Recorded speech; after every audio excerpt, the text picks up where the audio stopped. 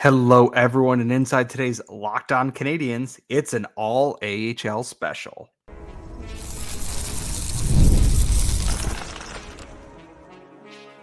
Your Locked On Canadiens, your daily podcast on the Montreal Canadiens, part of the Locked On Podcast Network, your team every day. Hello, everyone, and welcome to episode 1112 of Locked On Canadiens, your daily Montreal Canadiens podcast, part of the Locked On Podcast Network, where you get your team every single day of the week on Google, Apple, Spotify, or here on YouTube.com. Today's episode is brought to you by FanDuel, and remember to make every moment more, because as the sports start to wind down a little bit this summer, the sports stop sportsing like we want them to, but this summer, FanDuel is hooking all customers up with a booster bonus every single day. That's right, there's something for everyone daily all summer long. Just visit FanDuel.com to get started. I am your host for today's episode. I am Scott Matla. You can follow me on the app formerly known as Twitter at Scott Matla. My co-host is not here tonight. We were unable to get a show out yesterday due to some technical issues. So we are bringing you the biggest news going on right now. We actually have a lot to cover in this episode, which is great because I was kind of going a little stir crazy this weekend. I was like, Kent Hughes, Jeff Gordon, whomever, one of y'all need to do something here. Help me to help you. Give me some summer content. And boy, howdy did they.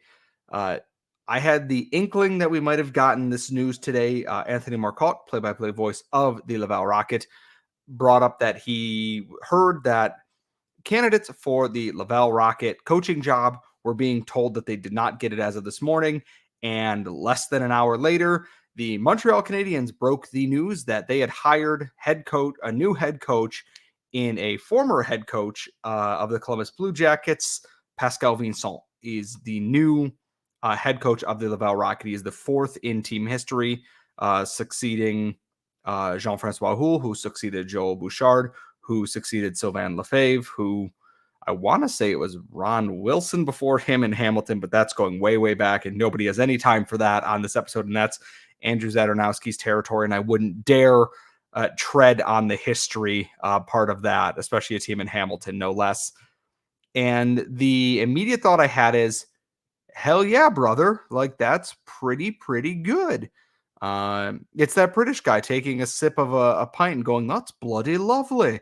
And I have to say, out of all the candidates, Jared Book pointed this out to me. He's like, it's been oddly quiet. Is that we heard Stéphane Julien, Bruce Richardson, Pascal Vincent, and a month ago, it felt like, when Jean-Francois Houle stepped away to go take the job at Clarkson, and the news started piling in. We heard all these names from the QMJHL in that general area, and then it ended up not being any of those guys. And for the Laval Rocket, I think that this is a slam dunk. And there were a lot of things from this press conference I want to point out. Is that for Vincent, this is a homecoming. He is getting to coach in his home province. He is getting to fully step into the shoes of someone who is, there's a lot of expectations now with that. I'm bringing up he's actually from Laval, Quebec, which is a huge deal. He is in his hometown here,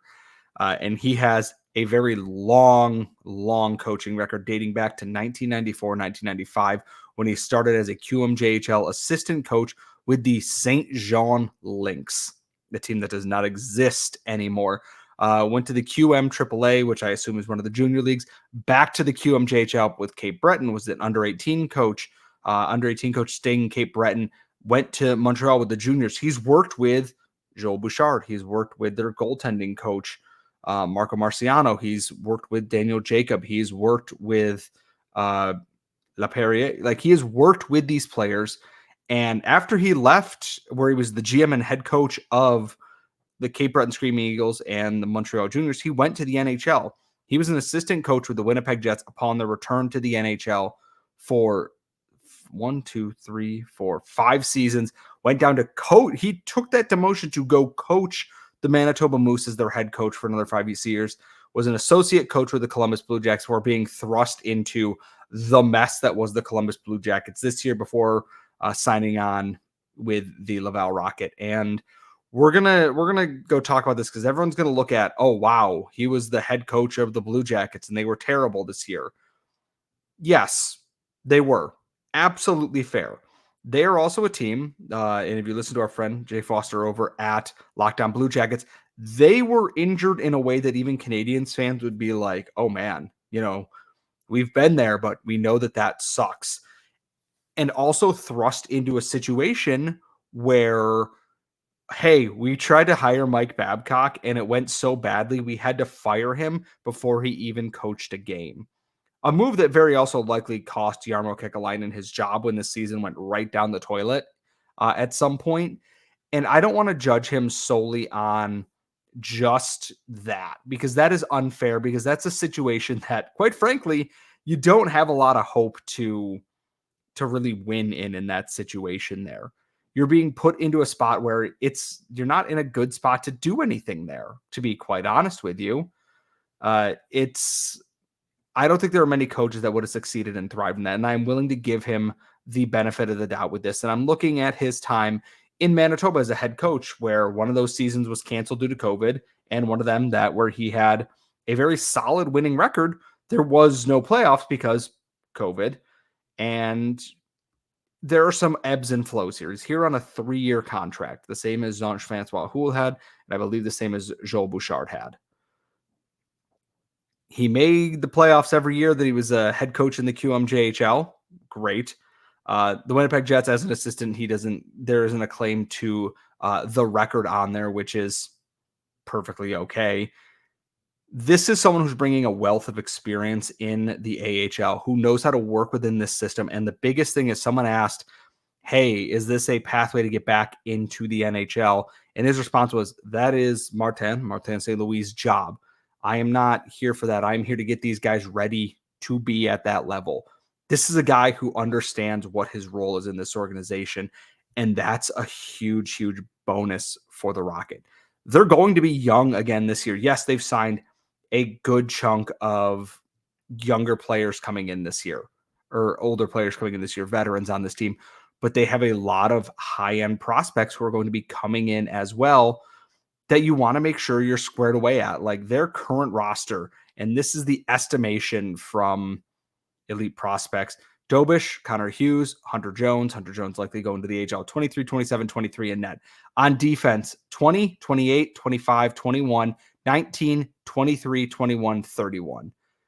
A mix in there.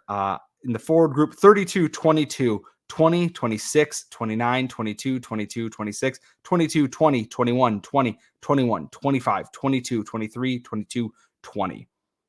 It's a young group. There are some vets mixed in there, guys like Vincent Arsenault, Laurent Dauphin coming back.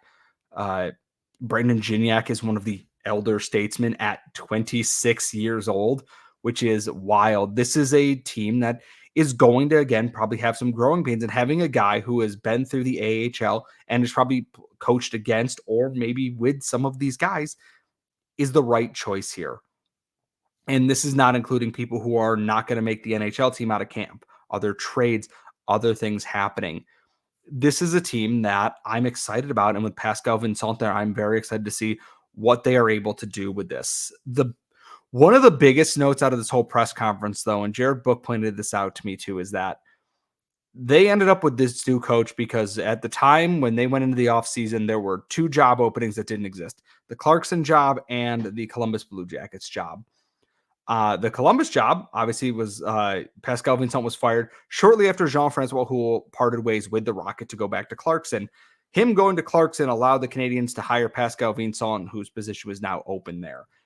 And as it turns out, they negotiated to bring back Jean-Francois Houle. But if I am understanding this tweet correctly, is that Benoit Groulx was their top choice, and they approached him, but he had just made contact or was in the process of negotiating his deal to go to the KHL. So my thought is that they originally wanted to bring Benoit Groulx in to coach the Rocket, which also would have been an incredible hit for them. As someone who has watched a lot of games against Benoit Groulx related teams, they are a nightmare to play against, quite frankly. They are nasty. They score a lot of goals.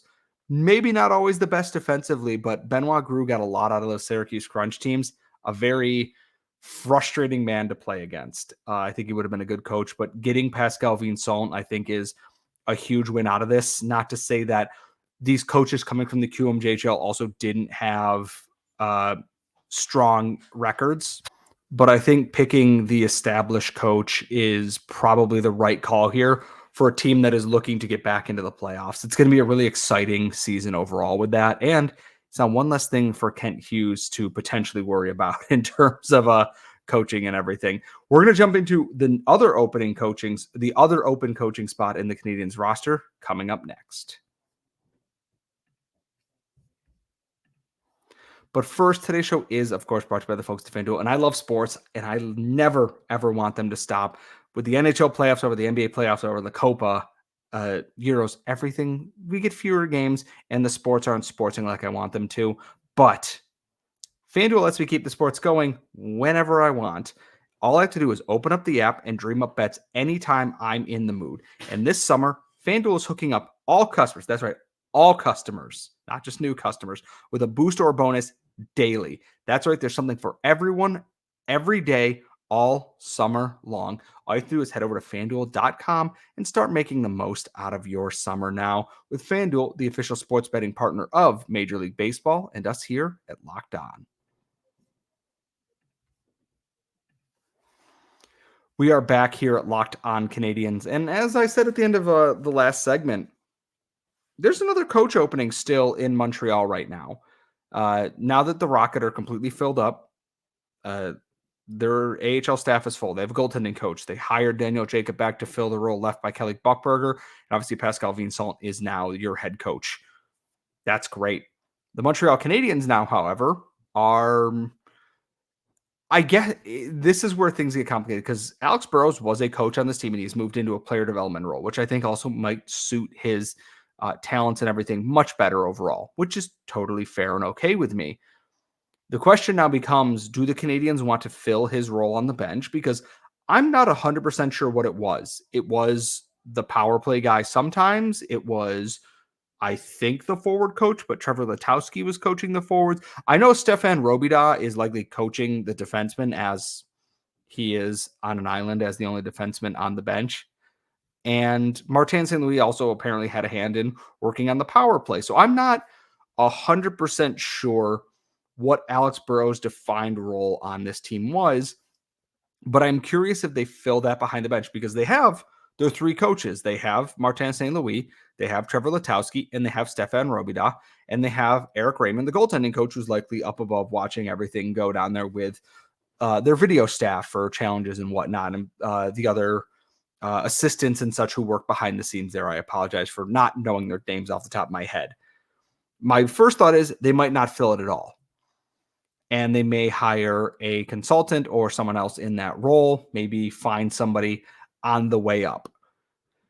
My thought is if they're going to hire a coach to specifically work on one thing or the other, is I am very curious about the name Guy Boucher, who has left the Montreal Canadiens organization once, went on to pretty decent success for a little while and then kind of filtered out there, who left the Toronto Maple Leafs organization where he was working, I believe, as one of their assistant or special teams coaches. And I wonder about them bringing Guy Boucher in that role as a specialist, not a defined coach in that way. I mean, with the title of a coach, but as a guy who specializes in one thing. Because after he left Ottawa and was hired by Toronto, he was on, I believe it was RDS or it was TVA. I'm not sure which one it is. Please correct me if you remember which one it was. Breaking things down. And he did so in a way that was very acute. It was very smart and it was very easy to understand and everything. And I'm very curious if that is enough can he bring that to Montreal and into a form that allows the Canadiens to kind of regulate their special teams? I'm not asking them to be the best in the league at both of these things. It would be awesome if they could be the best in the league at one of these things or the other. Truly, it would. But I am not asking for miracles out of nothing. I'm not feeding a crowd at the Sea of Galilee here. I'm asking for an above average power play. Let's say 13th, 14th in the league, and a penalty kill that isn't in the bottom third. That's all I'm asking for this year. And I wonder if Guy Boucher is that guy behind the bench where we're like, we're going to give you this singular focus that you can break down the game and use, because he's very clearly a smart person. It might just be that head coaching is not his thing. And we've seen a lot of that in the NHL. Sylvain Lefebvre, and yes, everyone knows that I'm not a fan of his, was by all accounts, a very bad AHL head coach. He just was coaching with the Florida Panthers and won a Stanley Cup with that defense. Yes, players on that defense likely much better than what he was playing with in Hamilton and St. John and in Laval. But at the same time, this is a guy who could not coach his way out of a paper bag, but has turned that Florida defense into a very fearsome group overall, which maybe some of it's Bobrovsky. I don't know. Sometimes reassigning a coach in a role makes all the difference in the world and allows them to transition. I look at Pascal Vincent, maybe not an NHL head coach, but a pretty quality AHL coach. Guy Boucher is one of those things that sticks in the back of my mind there, is that, can he do this? I'm also wondering, do they go for a bigger fish? And I believe it was Mike O'Brien and I were talking in DMs. He said, what about the Abbott brothers from Sweden who were let go there?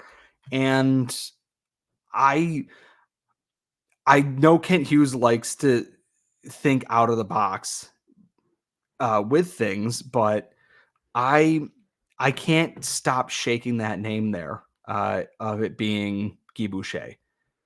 And I know to expect the unexpected. I almost expect to now at the end of the week wake up and see we've hired Jake Woodcroft as an associate coach or an assistant coach, at which point, awesome. That's super cool. I love that. But if not a coach, I wonder if Boucher could be hired as a consultant, like I was talking about. Someone who's not on the bench, but someone that they're like, hey, you're going to be our specialist for this. We want to put you up in the box there where you're watching things break down a little bit and then bring and pass that along to, hey, tell Kirby Doc to shift a little bit here. There's open space here.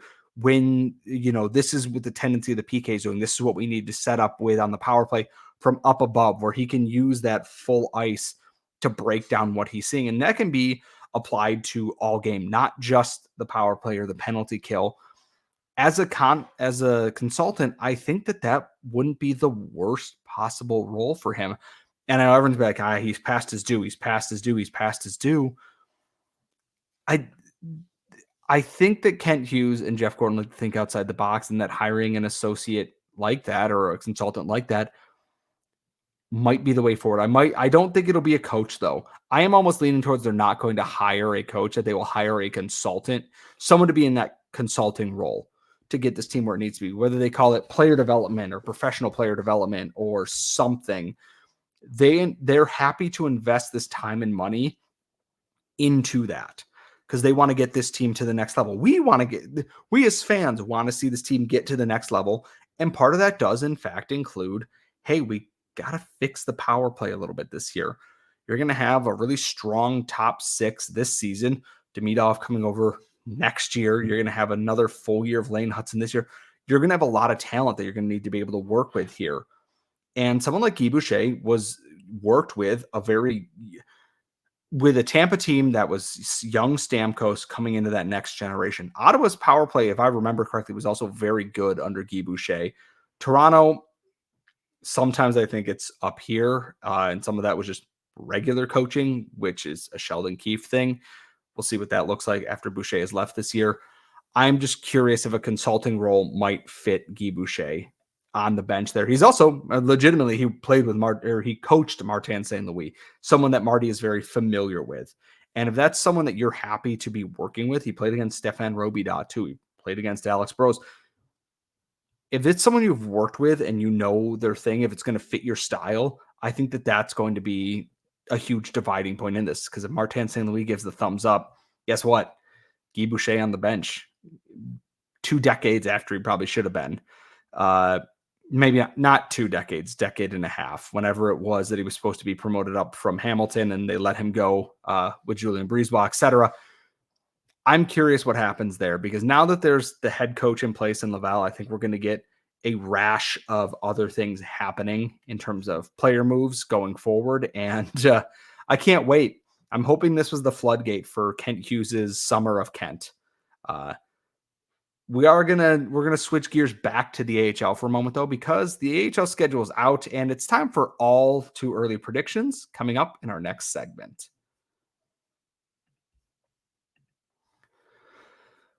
We're always driven by the search for better, but when it comes to hiring, the best way to search for a candidate isn't to search at all. Don't search, match with Indeed. And if you need to hire, you need Indeed because Indeed is your matching and hiring platform with over 350 million global visitors, according to Indeed data, and a matching engine that helps you find quality candidates fast. So ditch the busy work. Use Indeed for scheduling, screening, and messaging so you can connect with candidates faster. And Indeed just doesn't help you hire faster. 93% of employers agree Indeed delivers the highest quality matches compared to other job sites. I went through all of this last year, and the minute I uploaded my resume on Indeed, I immediately started finding people I could connect with instantly. So join more than 3.5 million businesses worldwide that use Indeed to hire great talent fast. And listeners of this show will get a $75 sponsored job credit to get your jobs more visibility at Indeed.com/lockedon. Just go to Indeed.com/lockedon right now and support our show by saying you heard about Indeed from this podcast. Indeed.com/lockedon. Terms and conditions apply. And if you need to hire, you need Indeed. We are back here at Locked On Canadiens, and because it is a Scott-hosted show, you're getting stuck with the AHL. Or maybe not stuck. Maybe that's the wrong word because I know a lot of you love the AHL. The schedule came out last week, and I was going to probably do a show about this, but I was waiting for any potential weekend news before I jumped into this. As always, the Laval Rocket schedule is pretty nailed down. There's not too much different than there was last year in this. They only play one team where they are traveling west into the Western Conference, and that's the Abbotsford Canucks once again. I'm looking at this schedule, and I should say Manitoba's in there too, but they're central in Canada without an airport. Anyways, besides the point, I wanted to do some all too early predictions, and the way that I look at this schedule, what the Rocket can do to rebound after missing the playoffs in the last week of the season last year. They have 2 preseason games, one against Belleville on the 4th, one against the Toronto Marlies on the 5th, and then they open up their season on the road in Providence on Friday the 11th in October, and then at Springfield on the 12th. They are home the following weekend for their home opener on the 18th and 19th, Friday and Saturday against Syracuse. Then they play 3 games against Utica to end that month, the 25th, 26th, and the 30th on a Wednesday night. Home, away, home, which why they are traveling to Utica after playing on Friday night, I will never understand. That's a brutal travel jump there. It's a pretty tough start there. Utica always plays them well. Syracuse is a nightmare. Providence and Springfield play them tough. And then 2 preseason games that are usually a little bit fighty. And then as I look at this schedule, it's mostly Friday and Saturday with some Wednesday night games spread out in there. A couple of Sunday and Monday games, depending on holidays and whatnot. November is 2 games at home against Providence, 2 games away at Belleville, Rochester, Syracuse, Rochester away in 1 week, Rochester home, Belleville, away Belleville, at Hershey, at Wilkes-Barre, at Lehigh Valley to end November, their Pennsylvania road trip.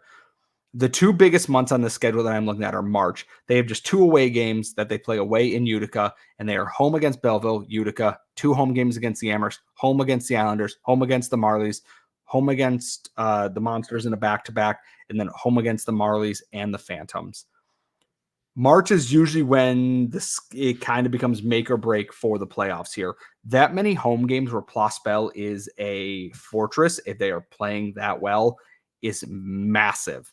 That's a good chance that if you're making up ground with those fans in front of you, that you're doing it over Belleville, Utica, Rochester, Toronto, Cleveland. Those are all divisional games. Those are important. April, where they end the month, is probably one of their harder bits. They start the month away in Manitoba, where they are playing a Tuesday and Wednesday night back-to-back. Off for 2 days to travel to Abbotsford for a Saturday, Sunday back-to-back. On the road, traveling then to Rochester and Syracuse back-to-back. all of these games on the road to start the most critical month of the year, and only 2 of them are divisional games. So when they lose, if these other teams are winning, it's a potential double whammy here. And then they end it with Belleville home, Belleville away. 3 games against the Senators, a team they were battling tooth and nail to end last year with. There's a reason why I'm putting such an emphasis on March, because if you're tracking into a playoff spot, then you're sitting in one there and you have a successful March, April doesn't become as pressure cookery. And I know that's not a word, but it's what you're getting out of this. I look at that, and that if they have a successful March, and let's say that they win, let's see, they have 1, 2, so they have 3, 6, 9, 12 games. Win 10 out of 12 in March, entirely feasible, and you're in a good spot. Aiming for 500 in April, they always have a tough go in Abbotsford. Rochester and Syracuse are always hard. And those 3 games against Belleville, a team that they, no matter what happens, throw any logic out the window, it's going to be a battle down the stretch there. Give yourself that cushion so you are not playing like you were dangling over a volcano the entire time. In terms of all too early predictions, I think that Jakub Dobiš in a reduced role this year a little bit will probably be better for him. I think he's going to hopefully hit the ground running sooner than he did last year. That adjustment season is completed. Having Connor Hughes as a backup, I think, will help him in a lot of ways here. And I think you're going to watch a guy like David Reinbacher play a lot. And I think you're going to see some pretty solid point totals out of that. I look at this roster that I'm expecting. I am hoping for a huge year from both Sean Farrell and Riley Kidney. I'm hoping Riley Kidney can step up after his first full professional season. And Sean Farrell had his flashes, just when he got injured, it threw everything out of whack here. A rebound year for Emil Heineman, where he's not just a power play weapon, would be massive. Somebody's going to need to step up in that role. I don't expect Brandon Gignac to be a point per game player again next year. It would be very cool if he was, but I don't expect that. And the biggest thing is clamping down on the penalties. I still think this is going to be a team that's very high in penalty minutes. There's a lot of guys on this team that will absolutely love to throw down. Florian Jacki alone is going to is probably going to make up all those penalty minutes from the departed Riley McKay on this team. A guy like Vincent Arsenault is also a tough guy out there. Tyler Witherspoon, who's been around for a while, very well might wear the C this year for the Rocket as the true veteran. I wouldn't be surprised if it goes to Brandon Gignac, who would absolutely have earned that. I should actually look at what the Rocket roster is going to look like here for you. I would not be, with Gabriel Bork not back this season, I am looking at this defense and I'm looking at this team. I would not be surprised if you're going to have a letter on Brandon Gignac, on potentially William Trudeau or Tyler Witherspoon, and a letter on maybe Laurent Dauphin potentially too. I think Larry Dolphins, being a guy who was here before and has come back, absolutely has earned the right to wear that letter. He's on an AHL deal, so you don't have to worry about him getting called up like what happened with Alex Belzile. I can absolutely see Dauphin being your captain this year, or Tyler Witherspoon. I would assume they would potentially go with the more local player in that. There's obviously, a big part that plays into that. Your leading scorer on your team this year, looking over this right now, I'm going to go out of my way and say the leading scorer on this team will be Logan Mailloux, depending on how the Canadiens defense shapes up. I think he drives so much offense from the back end that no matter what, even if it's spread out amongst the forwards, Mailloux is going to be that guy collecting a lot of points there.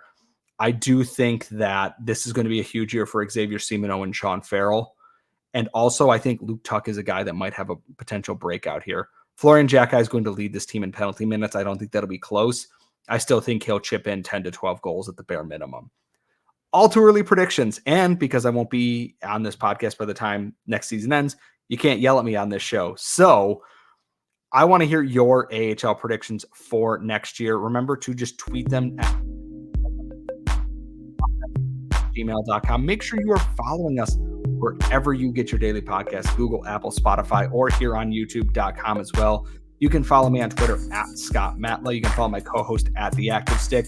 We will be back tomorrow. I assume there will be more news now that Kent Hughes has gotten back from vacation, let's say.